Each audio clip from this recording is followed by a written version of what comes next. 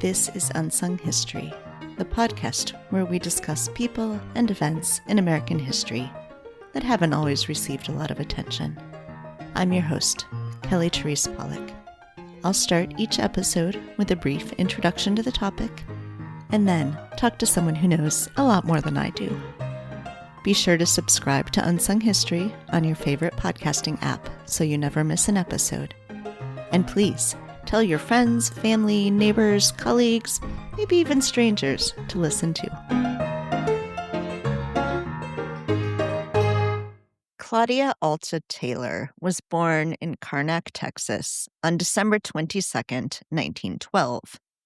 According to legend, it was her nursemaid who gave her her famous nickname, declaring that baby Claudia was as pretty as a ladybird. Lady Bird graduated from the University of Texas at Austin in 1934 with a BA in history and journalism. Shortly before graduating, she was introduced to Lyndon Baines Johnson, and they married in November 1934. When Lyndon first ran for Congress in a special election in 1937, it was Lady Bird who provided the initial campaign funds from an inheritance. During World War II, while Lyndon was active duty military in the Navy, Lady Bird ran his congressional office. In 1943, she purchased a struggling Austin radio station and turned it around. In 1960, Democratic Senator John F. Kennedy asked Lyndon, then the Senate Majority Leader, to be the VP candidate on his ticket in a bid to win votes from the South. Because Jackie Kennedy was pregnant at the time, Lady Bird played an outsized role in the campaign, traveling 35,000 miles across the country. Kennedy won narrowly, carrying 7 southern states. When Kennedy was assassinated in Dallas, Texas, on November 22nd, 1963, LBJ assumed the presidency, and Lady Bird was unexpectedly thrust into the role of First Lady. On July 2nd, 1964, President Johnson signed into law the Civil Rights Act of 1964. Legislation that had originally been championed by Kennedy. The act passed overwhelmingly in both houses of Congress, but only after overcoming a 72-day filibuster in the Senate, led by Southern Democrats. Later that day, LBJ remarked to journalist Bill Moyers, quote, "Well, I think we may have lost the South for your lifetime and mine." Unquote. The following month, the DNC nominated Lyndon as their presidential candidate. LBJ was heavily favored to win over Republican nominee Senator Barry Goldwater. But the Civil Rights Act had alienated swaths of the South, which were threatening to leave the Democratic column. LBJ could have ignored the Southern states in his campaign plans and won without them. But LBJ and Lady Bird, themselves Southerners, refused to write off the South. They developed a plan for Lady Bird to take a whistle-stop train tour of the Southern states. As Lady Bird later reflected, quote, "I have a strong, sentimental, family deep tie to the South, and I thought the South was getting a bad rap from the nation and indeed the world. It was painted as a bastion of ignorance and prejudice and all sorts of ugly things. It was my country, and although I knew I couldn't be all that persuasive to them, at least I could talk to them in language they would understand." Unquote. Despite the reluctance of LBJ's principal campaign advisor, the president approved of the trip, and the First Lady, joined by her social secretary, Bess Abel, and her press secretary, Liz Carpenter, forged ahead with planning the 1,682-mile October train trip from Washington, D.C. to New Orleans. Several congressional wives helped, and Lady Bird's friend, Virginia Russell, moved to the White House for 3 weeks to join the planning. They rescued an observation car from a Pennsylvania junkyard and redubbed it the Queen Mary, painting the exterior red, white, and blue, and installing a brass platform with a podium on the back from which Lady Bird and other guests could give speeches. Because there was no air conditioning in the Queen Mary, blocks of ice needed to be loaded on at each stop to cool it. The Queen Mary was the last car in the 19-car train, which boasted room for security personnel, lodging for journalists and campaign staff, a dining car, and a reception room. The Lady Bird Special began its journey on Tuesday, October 6th, departing D.C. just before dawn. This whistle-stop tour was the first time that a First Lady had campaigned alone without her husband. But LBJ did join for the first short leg to Alexandria, Virginia, where 5,000 people came out, and high school bands greeted them with the strains of the Yellow Rose of Texas. LBJ returned to the White House by helicopter, and the Lady Bird Special continued on its route through Virginia. Most stops were short, just 5 to 20 minutes, with the speakers never even leaving the train. Journalists who hopped off the train to watch the speeches or to interview people in the crowds had to listen for the whistle to jump back on or risk being left behind. For the final stop on Tuesday, 14,000 people joined Lady Bird and LBJ, who flew in, for a rally at the Reynolds Coliseum at North Carolina State College. On Wednesday, October 7th, the Lady Bird Special headed from North Carolina into South Carolina, where Goldwater supporters began to show up in larger numbers. On Thursday, October 8th, the train crossed into Georgia, and 15,000 people showed up for a lunchtime rally in Savannah, including folks carrying "This is Goldwater Country" banners and shouting, "We want Barry." Despite a bomb threat in Florida, the Lady Bird Special avoided violence. And on Friday, October 9th, they traveled through the Florida Panhandle, through Alabama and Mississippi, on the way to their final stop in New Orleans. Lady Bird had invited Democratic senators and governors in the states they visited to join the train and to speak. Although some of them enthusiastically joined, others were reluctant, either because they had split with LBJ or because they worried about their own political perspectives if they aligned too closely with him. Segregationist Alabama Governor George Wallace, unsurprisingly, did not join the train. But he did send a bouquet of roses to her Flomaton stop, where Lady Bird reminisced about the summers she spent there with relatives while growing up. The journey ended in New Orleans, where LBJ was again waiting. 40,000 supporters joined the final rally. Lady Bird told the crowd that she and Lyndon had, quote, "too much respect for the South to take it for granted, and too much closeness to ignore it," unquote.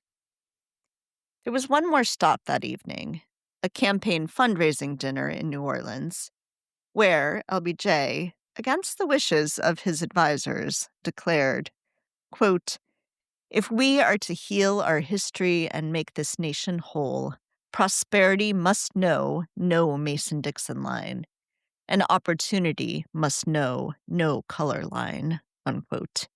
as he promised to enforce the Civil Rights Act. After 47 speeches in front of 200,000 people, Lady Bird's Whistle Stop campaign was over. LBJ was so delighted by the reception of the Lady Bird special that he asked the First Lady to go out on more campaign stops in the final weeks of the campaign. On November 3rd, 1964, LBJ won re-election with 61% of the popular vote, carrying all but 6 states, 5 of them in the South.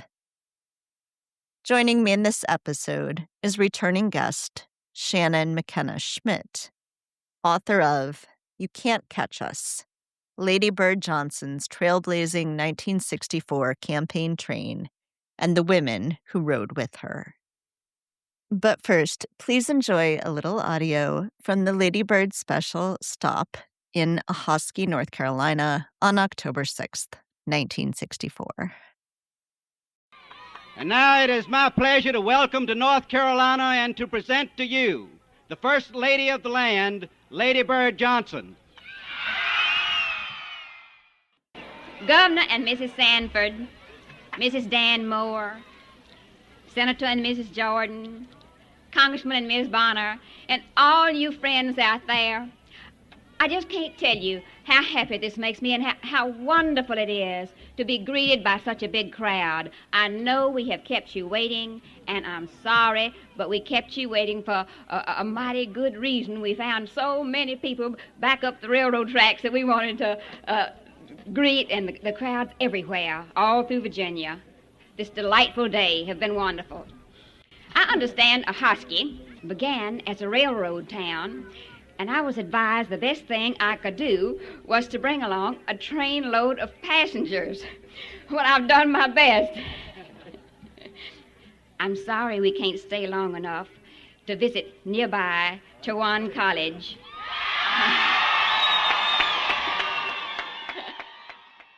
I see they've come to visit us. Good.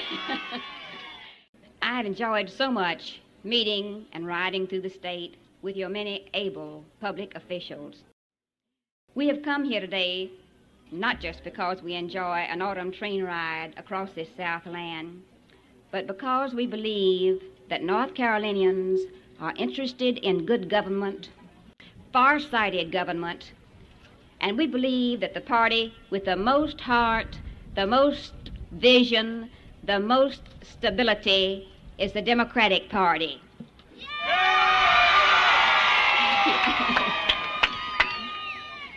All of us are here to say what I suspect you have already guessed, that we hope you will place your confidence in the President again, in Dan Moore, in Bob Scott, in Herbert Bonner, and right on down the line.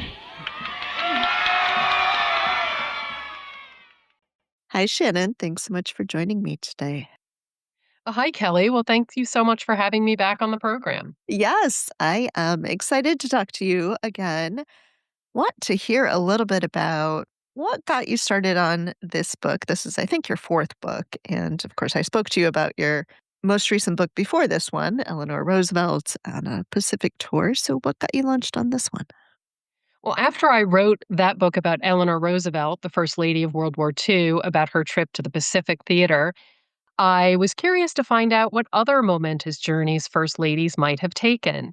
And there was Lady Bird Johnson whistle-stopping down the tracks during the 1964 election season on a campaign train, and she actually made history to do it. She was the first First Lady to take a leading role on the campaign trail.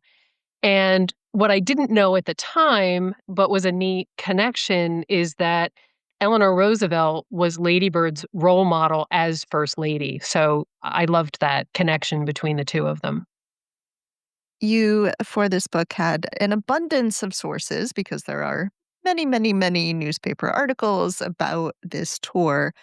Talk to me a little bit about sorting through all the sources, figuring out how to piece this story together. Well, one of the early indicators for me, because this was a 4-day journey, and the train campaign went from Washington, D.C. to New Orleans, And at first I thought, well, how could 4 days cover an entire book? And one of the early indicators of what a momentous journey this was the amount of media coverage. Some 225 reporters rode along on this 19-car train, so they made sure they had plenty of room for them. I could track the train basically all along the line, from newspaper articles in small town papers to articles that went out over the wire nationwide, written by reporters like Helen Thomas. So that was enormously helpful. And I love doing the research. And I went to the LBJ library and got into their archives. There is wealth of information. Lady Bird was well known for being very well prepared. Her advance notebooks are there with all of her notes in it. Many, many folders, letters sent to Lady Bird from people who saw her along the route, files that were open to a researcher for the first time, which was very exciting for me. And a woman named Liz Carpenter, who was Lady Bird's press secretary, first East Wing staff director, and a key orchestrator of this trip. She wrote a memoir, very funny, called Ruffles and Flourishes, if people want to check that out. So it really was an astonishing amount of resource materials available to me for this. Did you, have a big poster board where you were trying to track what the schedule actually looked like? What did that look like for you? I didn't have a big poster board, although I do love that idea. I have a friend who writes narrative nonfiction, and she does that, and it sounds very intriguing to me. I knew that I was going to set this up chronologically, so that was very helpful. But I do outline. So I did outline each chapter before I started writing.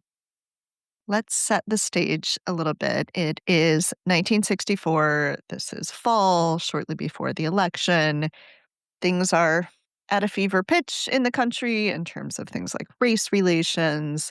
Johnson is not liked by parts of his own party, especially in the South. What were the considerations that the First Lady and her staff needed to make thinking about whether to do this trip, what the trip would look like, what security concerns there might be? Yes, so this is October 1964. LBJ is in a race for the presidency against Republican candidate Barry Goldwater. LBJ would like to win in a landslide victory to prove to the American public that he earned the presidency and that he didn't just inherit it after John F. Kennedy's assassination. And 3 months earlier, LBJ signed into law the Civil Rights Act. So much of the South is seething. They hate him. He's being called a traitor to the South because he himself is from Texas. He threw his political weight behind the Civil Rights Act to help get it passed. And the fact is, he doesn't need the South to win the election. And a lot of his advisors are saying, we don't need it. Why waste the resources? Why waste the money? You're likely to win anyway. But Lady Bird and the president, they're having none of this. Lady Bird is also from the South, from Texas, with deep Alabama roots.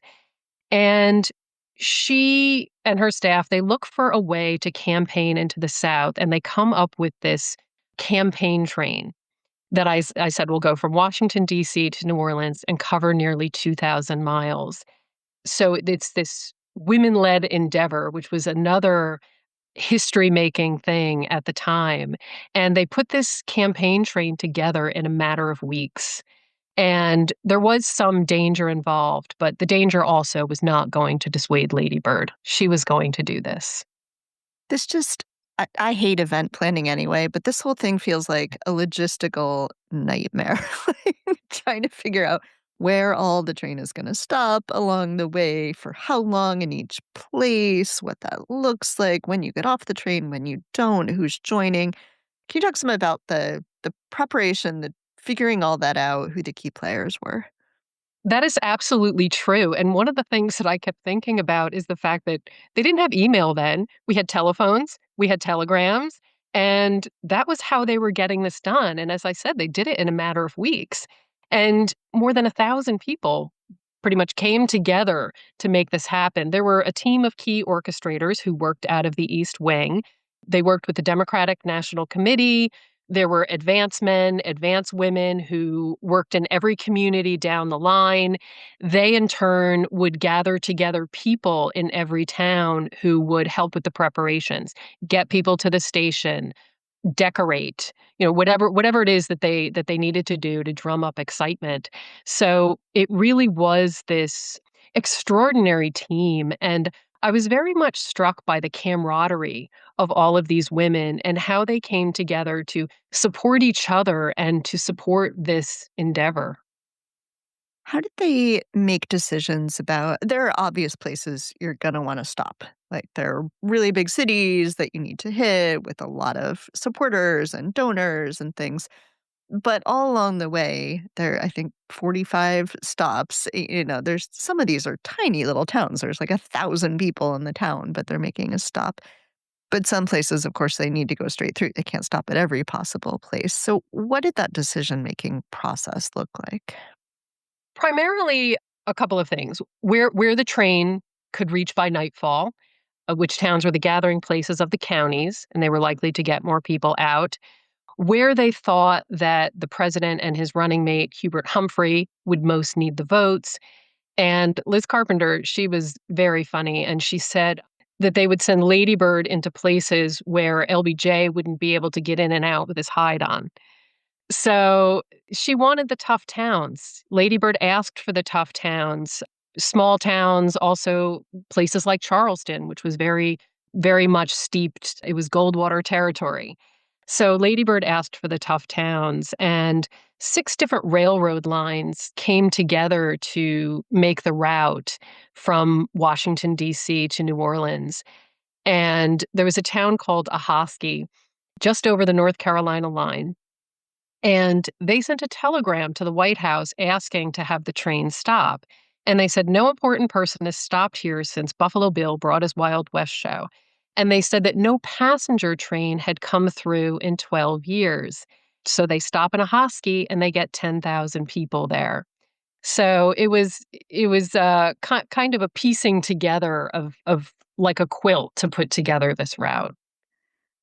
And Lady Bird doesn't give the same speech every time. It's not like she just gets up and is like, here's my 5-minute spiel that I'm giving 45 times.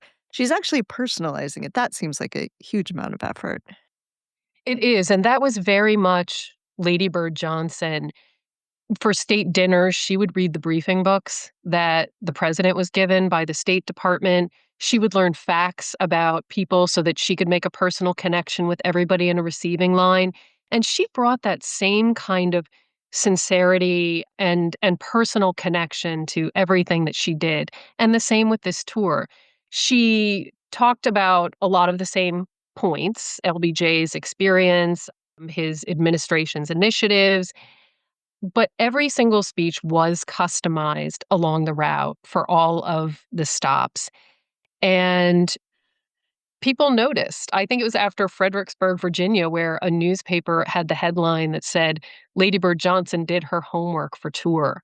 So people recognized that. And I think that that's what made her very effective is that people knew they were getting sincerity and they weren't getting canned political talking points from her. That sincerity also shows through in the speeches that her daughters gave. So, what did that look like to involve the two daughters on the route? What did they bring to the tour? So 20-year-old Linda and 17-year-old Lucy, the Johnson daughters, Linda rode along for the first 2 days, Lucy for the second, and they were amazingly poised and funny, and they were enormously popular with everybody along the route, and especially with the great number of young people who turned out. And they, like Lady Bird ended up doing, they faced down hecklers with poise. They gave speeches. Something that Linda said at one of the stops actually became the title for the book, You Can't Catch Us. And the train was leaving a station in North Carolina, and some boys ran after the train waving Barry Goldwater signs. And Linda flips on the loudspeaker, and very cheerfully she says to them, You're running after the 20th century. You can't catch us. And it was that kind of energy that the train campaign embodied, and I feel that they contributed to.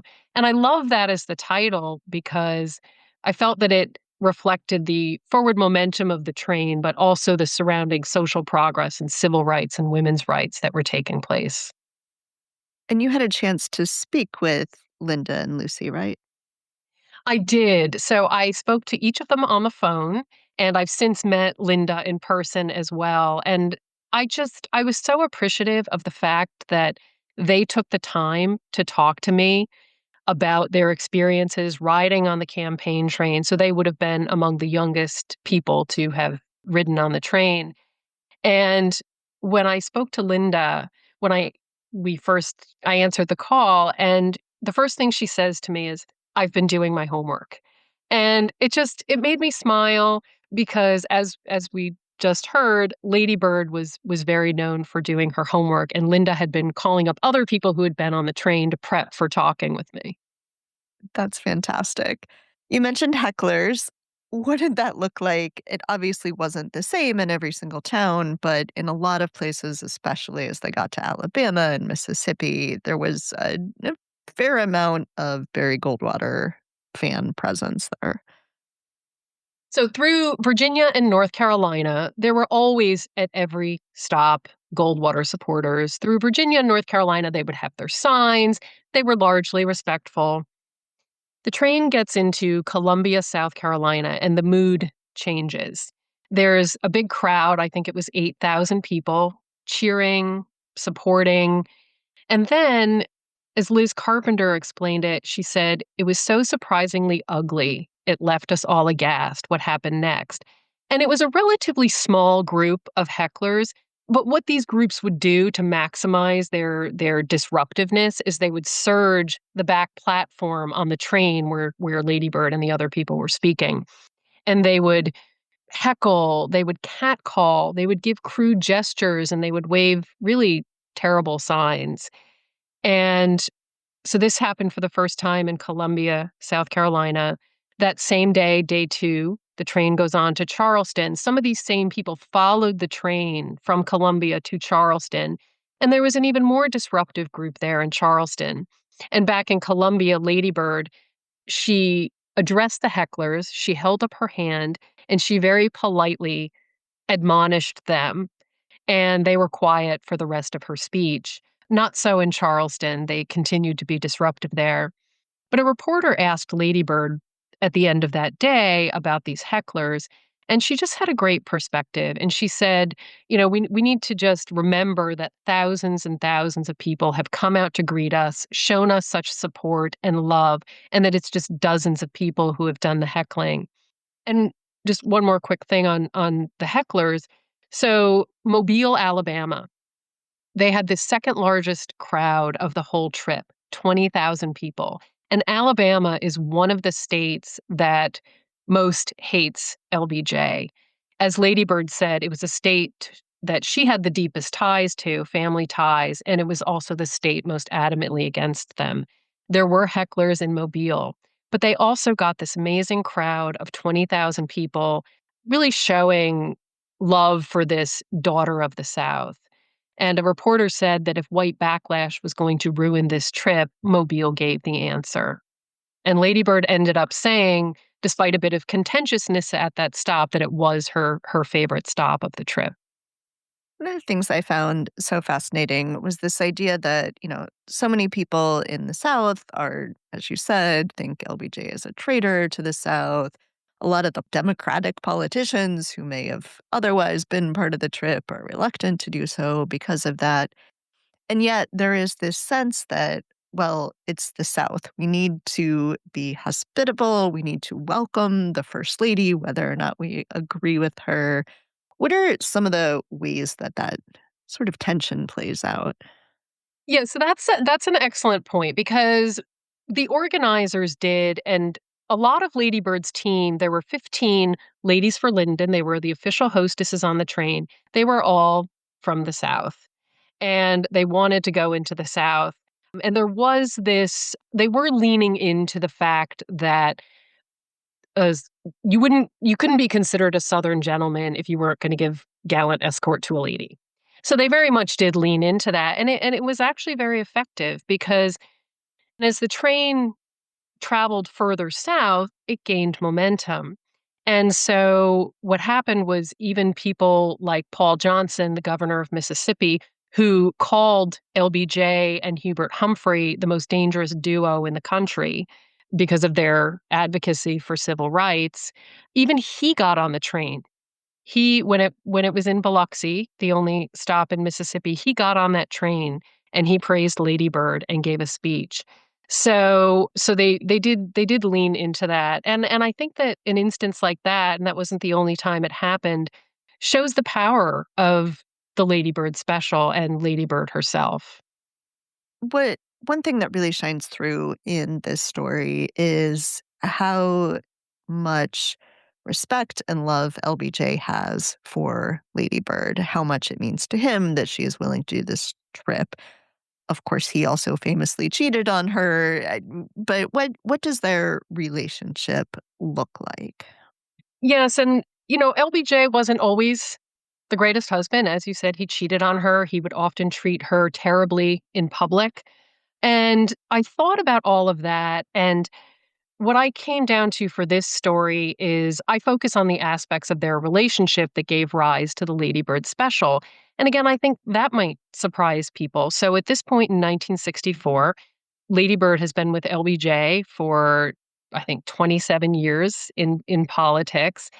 And something I found very interesting is that he gave her public credit at the time. So this was very well known that they had this political and personal partnership. And in 1960, LBJ first ran for the presidential nomination, and then he ended up as the VP on the ticket. But he told a reporter in 1960 about Lady Bird, "She has made my career possible."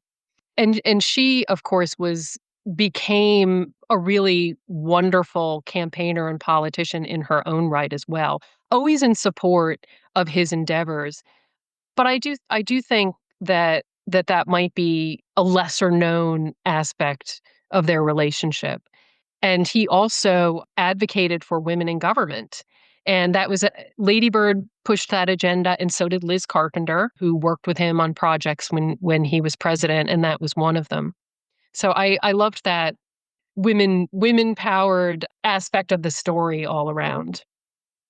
We've been talking about the ways that Lady Bird changed the role of first ladies in campaigns, but she also had an effect on the way we think about the role of the first lady generally. What did that look like? And of course, we can't talk about the East Wing without being a little verklempt that there is no East Wing now, but how did she professionalize the role? Yeah, so and this was something that I liked about because we know that Eleanor Roosevelt moved the bar forward for first ladies in very instrumental ways. And Lady Bird Johnson did as well. As you said, she was the first lady to professionalize the role. She hired Liz Carpenter, who was the first East Wing staff director. And Liz Carpenter was also the First Lady's press secretary to have been a professional newswoman. So one of the things that Lady Bird did was instead of pushing the media away or thinking that they're prying, and she embraced them and she really worked with them to get her messaging out, the administration's messaging out. And she said that she considered being first lady a daily working job. And I also love that she referred to herself as a wife, mother, businesswoman, and politician. Because in addition to being involved in LBJ's political career, she also bought a rundown Austin radio station in all of her spare time, and she turned it into a media conglomerate. Yeah, it's a fantastic story. I want to ask if we can figure out anything about whether this train trip had an effect on the 1964 election. Of course, you mentioned LBJ wanted to win in a landslide. He did. He did not win all of the states that the Lady Bird special went through. But what can we sort of figure out about whether it was effective? So, in terms of the actual campaign, the governor of Virginia, before the Lady Bird special came through the state, he thought the state was going to go for Goldwater. One day after he rode the Lady Bird special, he had changed his tune and said that he thought that LBJ would now win Virginia. And in fact, they did win Virginia, the Democrats. Same in North Carolina. When Liz Carpenter advanced the route, she found that North Carolina was a mess. The Democratic Party was in shambles. The person running for governor didn't want LBJ in the state because he thought it would hurt. He was Democrat. He thought it would hurt his chances to be aligned with this pro-civil rights campaign train or this president. Well, the Lady Bird special appears to have helped with North Carolina because they also took that state. And my favorite, though, is Florida. So one day before the Lady Bird special set out, there was a memo circulated in the West Wing saying that only a miracle could deliver Florida for LBJ. And in fact, Florida went for LBJ, so that miracle appears to have been the Lady Bird special. So they ended up taking 3 of the 8 states. And I'm not sure that they ever thought that they were going to win all of them, certainly.